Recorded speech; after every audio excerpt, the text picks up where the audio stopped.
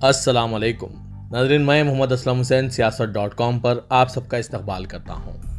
मुल्क की सबसे बड़ी रियासत उत्तर प्रदेश में आइंदा साल इंतखाबात होने वाले हैं, जिस पर पूरे मुल्क की आवाम की नज़रें टिकी हैं, क्योंकि उत्तर प्रदेश के असेंबली इलेक्शन मुस्तकबिल में पार्लियामेंट के इलेक्शन के लिए अहमियत का हामिल हैं।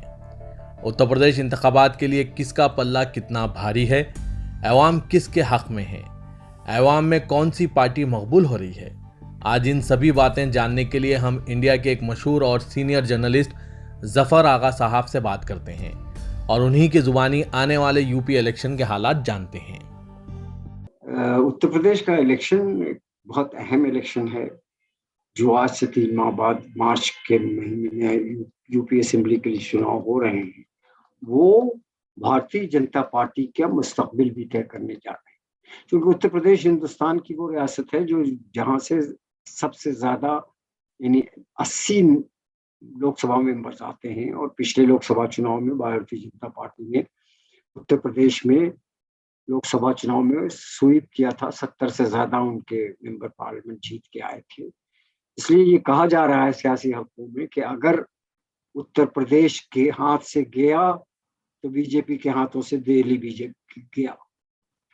इस पस मंजर में अब सवाल ये है कि आया उत्तर प्रदेश का मूड क्या है, क्या वो फिर से दोबारा भारतीय जनता पार्टी को कुछ इंतखाब में चुनने जा रही है, सूबाई इंतखाब में वापस लाने जा रही है। इस सिलसिले में चंद बातें मैं अर्ज करना चाह रहा हूँ। सबसे पहली बात तो ये है कि यूपी का इलेक्शन अभी तक जो खबरें आ रही हैं और जो लोगों से बातचीत करके समझ में आ रहा है वो ये है कि वहाँ के वजीर आला आदित्यनाथ योगी के इर्द गिर्द अभी तक टिका हुआ है। यानी लोग इस बात पे अभी तय कर रहे हैं कि योगी को दोबारा इख्तियार में वापस लाना है कि नहीं लाना। योगी एक बीजेपी के लिए मसला है। मसला इस एतबार से है कि वो ठाकुर जात से ताल्लुक रखते हैं। दूसरी है, सबसे बड़ी बात यह है कि उनके 5 साल इख्तियार में जो कटे हैं वो यूपी के लिए बहुत सख्त गुजरे, बहुत ही बहुत ही अथॉरिटेरियन रूल रहा है योगी का। किसी ने जरा सी जुबान खोली उसको जेल के पीछे डाल दिया गया है।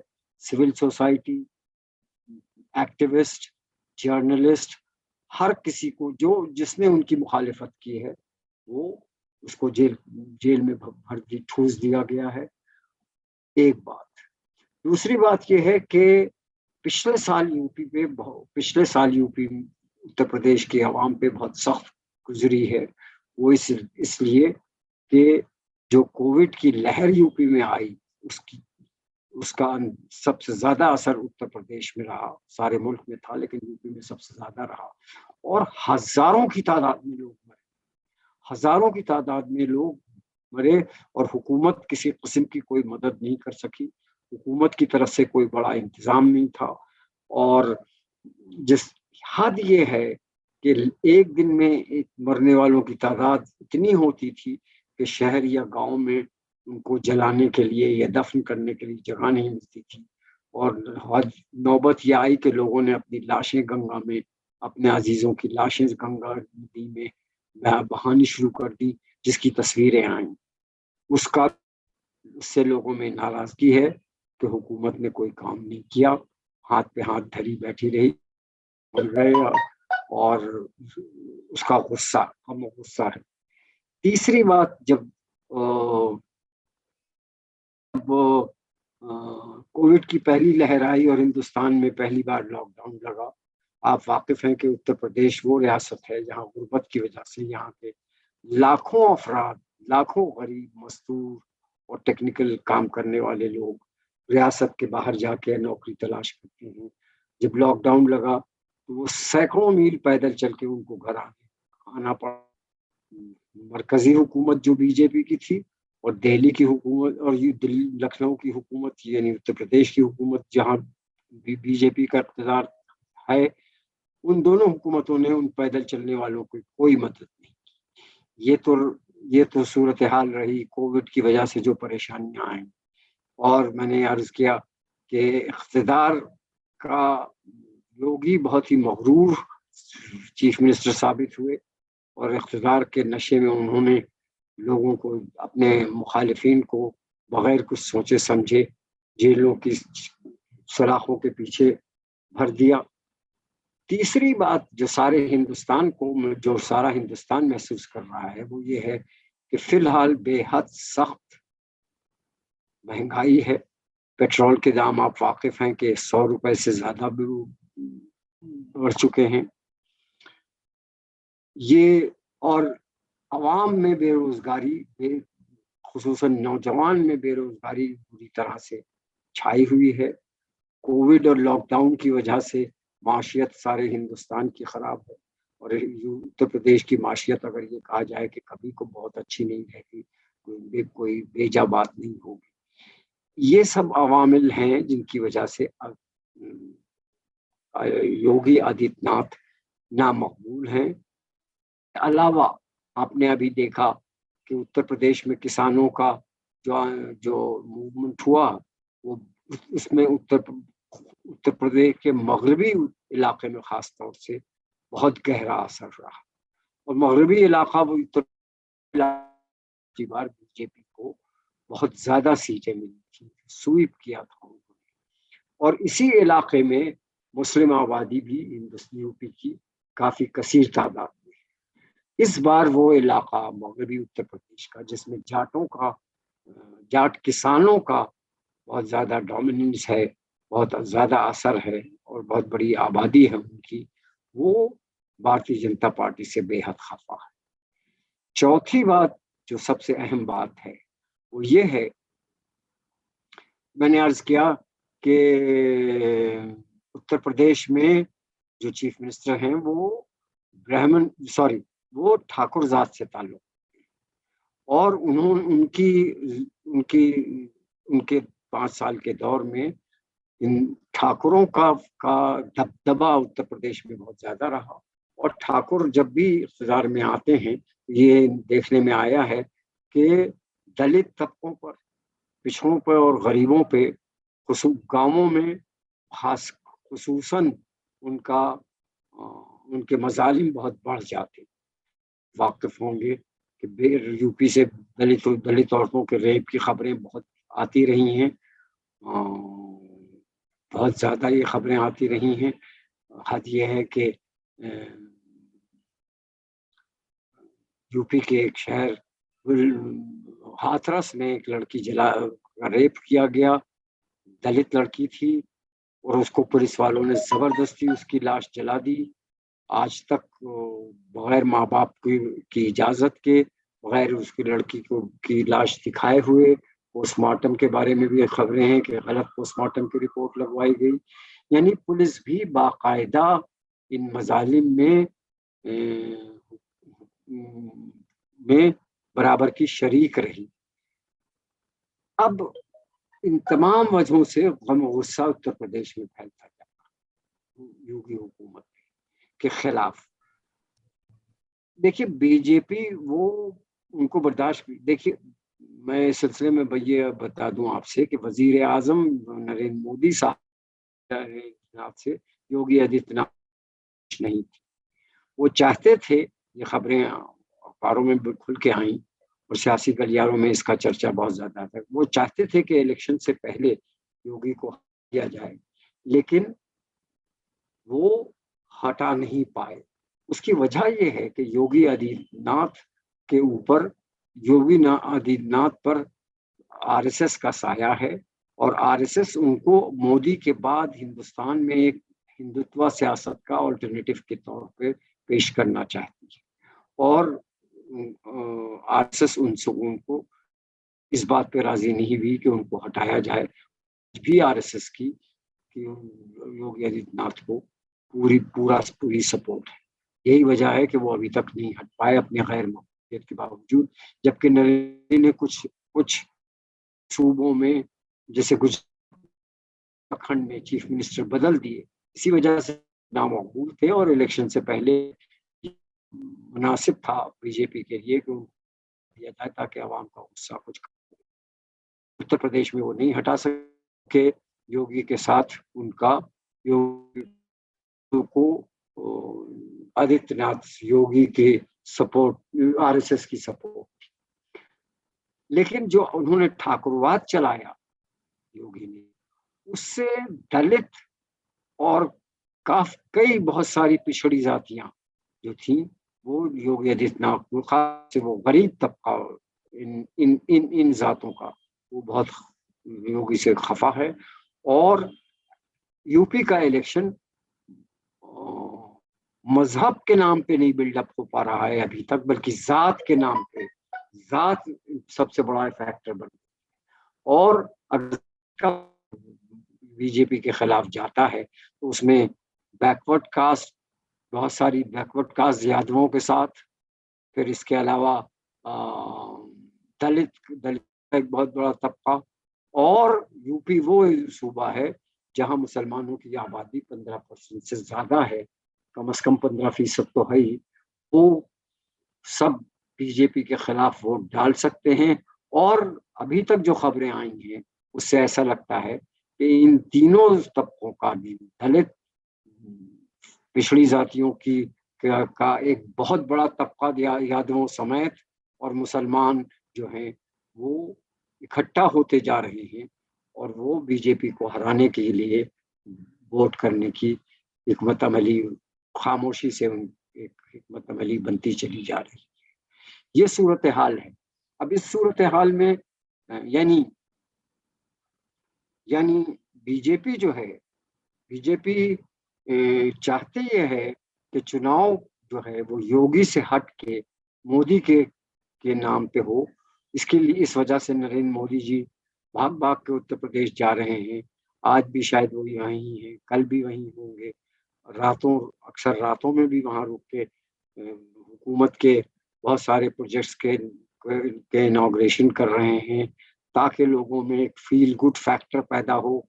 लोग समझें कि मोदी के अगर योगी को वापस लाया गया तो उत्तर प्रदेश में बहुत ज्यादा तरक्की होगी। लेकिन अभी तक ये हरबे कामयाब नजर नहीं आ रहे। इलेक्शन, जैसा मैंने कहा कि मजहब नहीं, कास्ट के नाम पे अभी तक ज्यादा क्रिस्टलाइज हो रहा है। लेकिन बीजेपी की पूरी कोशिश ये है कि किसी तरह से उसको मजहब के नाम पर लाया जाए, हिंदुओं को पोलराइज किया जाए। तो उस सिलसिले में आपने आजकल अभी आपने नोटिस किया होगा कि आज बीजेपी ने काशी मंदिर और मथुरा मंदिर, ये दोनों वो मंदिर हैं जहाँ पे बराबर बराबर में मंदिर के साथ मस्जिदें बनी हुई हैं। वो इन इश्यूज को अयोध्या इश्यूज की तरह बहुत ज्यादा इस मामले में उसको तेज कर दिया है। उसके ऊपर बीजेपी का फोकस है। खुद प्राइम मिनिस्टर कल या परसों बनारस या काशी, जो उनकी कॉन्स्टिट्यूंसी जो है, उसमें जहाँ काशी का मंदिर है, जो औरंगजेब कहा जाता है कि औरंगजेब ने तुड़वाया था, और उससे बड़ी उस मंदिर से मिली हुई बिल्कुल ज्ञान पापी मस्जिद है, वहां पे एक प्रोग्राम में जा रहे हैं ताकि हिंदू वोट बैंक को पोलराइज किया जा सके। और इधर मथुरा में भी औरंगजेब का गिरवाया हुआ एक मंदिर के बराबर में एक मंदिर बनी हुई है, उस मसले को भी उठाया जा रहा है। यानी बीजेपी, घबराई हुई बीजेपी हर वो कोशिश कर रही है कि जिससे यूपी का इलेक्शन हिंदू और मुसलमान के बीच में पोलराइज हो, और हिंदू वोट बैंक बीजेपी के हक में कंसोलिडेट कर जाए, जो बीजेपी की और खासतौर से नरेंद्र मोदी की स्ट्रैटेजी रही है। लेकिन इतनी घबराहट है कि कोशिशें की जा रही है बीजेपी की जानिब से कि मुसलमानों को किसी तरह से में जोश पैदा करके उनको सड़कों पे उतार दिया जाए। इसी हिकमत अली आपने नोटिस किया होगा कि गुड़गांव में नमाज, जो दिल्ली से, यूपी से करीब है और हरियाणा का एक जिला है, दिल्ली से मिला हुआ है और उसके बॉर्डर यूपी से भी मिलते हैं, वहां नमाज के ऊपर, जुमे की नमाज पे पाबंदी लगा दी गई है। उन इलाकों में जहाँ नमाज खुले पार्क या इन जगहों पे होती थी, नमाज पे पाबंदी लगा दी गई है। इसका सबब ये सियासी चाल है। इस चाल के पीछे कोशिश ये है कि मुसलमानों में जो इश्तियाल पैदा हो, वो सड़कों पे निकलें, फिर हिंदुओं को दिखाया जाए कि देखिए ये तो अपनी नमाज के लिए सड़कों पे आ गए। हमारे मंदिर जो काशी में मंदिर हैं और मथुरा में हमारा जो मंदिर है उसको तोड़ के मस्जिद बना दी गई। हम उसके बारे में अगर कहते हैं तो ये उसके लिए राजी नहीं होते। जो अयोध्या में बाबरी मस्जिद और राम मंदिर के बीच किया गया, नमाज वर्सेस मंदिर, एक बनाम नमाज बनाम मंदिर, एक काशी मथुरा मंदिर, इस मसले को तेज किया जा सके, इस मसले पे हिंदुओं को पोलराइज किया जा सके, इसकी कोशिश है। लेकिन अभी तक मुसलमानों ने बहुत अक्लमंदी सूझबूझ से काम किया है। वो किसी किस्म का इस सिलसिले में एहतजाज नहीं कर रहे हैं, वो सड़कों पे नहीं आ रहे हैं। नमाज जहाँ अपने घरों में, छतों पे, इन सब जगहों पे नमाज पढ़ी जा रही है, लेकिन एहतजाज से वो पूरी तरह गुरेज कर रहे हैं। और यही यही अक्लमंदी भी है इस वक्त, चूंकि खुद कुरान में ये बात कही गई है कि इंसान और कौमों दोनों के लिए कहा अक्सर हम इम्तिहान लेते हैं, और उस इम्तिहान में सब्र भी एक हथियार है जिसके ज़रिए फ़तेह हासिल की जा सकती है। और इस वक्त यूपी के मुसलमानों के लिए और या पूरे हिंदुस्तान के मुसलमानों के लिए बेहतरीन हिकमत अमली सब्र के अलावा और कुछ नहीं है, और उसी में फ़तेह मिलेगी, कामयाबी होगी। और मुसलमान अक्लमंदी से काम कर रहे हैं, और अभी तक किसी किस्म के जोश से नहीं बल्कि होश से उन्होंने काम लिया है, और बीजेपी की हिकमत अमली अभी तक कामयाब नहीं हो सकी। इस पस मंजर में यूपी का चुनाव अभी तक जो सूरत हाल है, 3 महीने कबल जो सूरत हाल है, वो बीजेपी के हक में नजर नहीं आ रही है। बल्कि लोगों का कहना है कि अखिलेश यादव जो समाजवादी पार्टी के नेशनल प्रेसिडेंट हैं, समाजवादी पार्टी के हक में वोटों का कंसोलिडेशन हो रहा है, जिससे बीजेपी घबराई नजर आ रही है। सर, कांग्रेस और एआईएमआईएम का क्या मौक़िफ़ है सर वहाँ? देखिए, कांग्रेस का जहाँ तक ताल्लुक है, वो क्या क्या कहते हैं, वहाँ पे कांग्रेस पार्टी का फेस प्रियंका गांधी उभर कर सामने आई है, और उनकी बेहद इज्जत है, लोगों के दिलों में बेहद कदर है, और लोग चाहते हैं कि कांग्रेस मजबूत हो। लेकिन अभी उनकी तंजीम इस कदर यूपी में पिछले 30 साल से वो हुकूमत में नहीं है, इसलिए उनकी उनकी ऑर्गेनाइजेशन और तंजीम बेहद कमज़ोर है। इसलिए लोगों को अभी तक कांग्रेस पे भरोसा नहीं पैदा हो पाया। लेकिन मुझे लगता है कि आने वाले 3 महीनों में कांग्रेस भी लोगों को चौंका सकती है, चूंकि प्रियंका गांधी ने जिस तरह से योगी आदित्यनाथ के मजालिम का मुकाबला किया सड़क पे उतर कर, और कोई लीडर सड़कों पे नहीं आया। इस वजह से लोगों को उनसे बहुत उम्मीद है, और लोग उनकी तरफ देख रहे हैं। चुनाव जो है अपोजिशन की तरफ से इन्हीं दो पार्टियों का जोर रहेगा, अखिलेश यादव की समाजवादी पार्टी और प्रियंका गांधी की क़यादत में कांग्रेस पार्टी। जहाँ तक एआईएम यानी ओवैसी साहब की पार्टी का ताल्लुक है, मेरी इत्तला के मुताबिक अभी तक एआईएम को नजर नहीं आ रही, और उसके इम्कान भी दिखाई दे रहे हैं। क्योंकि यूपी के मुसलमानों में जो रुझान पैदा हो रहा है वो ये है कि वोट किसी तरह से बर्बाद न करो, वोट डिवाइड नहीं होना चाहिए, उसी कैंडिडेट और पार्टी को वोट दो जो बीजेपी को हरा सकती हो। क्योंकि एआईएम इस सूरत में नहीं है उत्तर प्रदेश में, इस वजह से ओवैसी साहब की जज्बाती सियासत जो है वो मुझे लगता है अभी तक कम अज कम उत्तर प्रदेश में बहुत कामयाब नहीं नजर आ रही। आपने ये भी नोटिस किया होगा कि अभी तक ओवैसी साहब कोई बहुत ज्यादा रैलीज भी नहीं कर रहे हैं उत्तर प्रदेश में। उसका सबब यह है कि अभी तक उनको बड़ी सपोर्ट मुसलमानों की से नहीं मिल सकी है, क्योंकि मुसलमान अपना वोट डिवाइड नहीं करना चाहता, उसी को वोट देना चाहता है जो बीजेपी को हरा सके, और यही सबसे से अक्लमंदाना हिकमत अमली भी है मौजूदा सूरत हाल। बहरहाल यूपी का इलेक्शन इंतहाई दिलचस्प हो गया है। अगर यूपी, इसमें कोई शक नहीं कि अगर यूपी भारतीय जनता पार्टी के हाथों से निकल गई तो फिर सियासत, हिंदुस्तान पूरे मुल्क की सियासत एक नया रुख ले सकती है। अब इन आने वाले 3 महीनों में क्या हो, चुनाव क्या करवट लेता है, अभी कहना मुमकिन नहीं। मौजूदा फिर सूरत हाल बीजेपी के लिए, मेरे इत्तला के मुताबिक, मेरी सियासी समझ के मुताबिक, बीजेपी के लिए अभी बहुत ज्यादा साजगार नहीं दिखाई दे रही है। हालांकि मीडिया तरह तरह की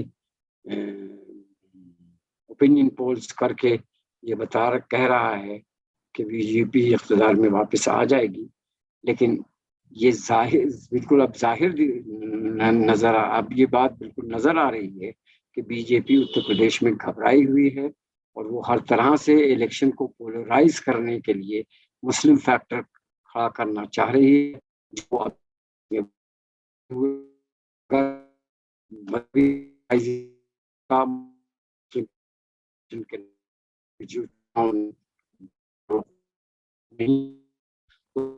चुनाव जात के नाम पे होगा, और वो बीजेपी के लिए बहुत नुकसानदेह होगा, साबित हो सकता है।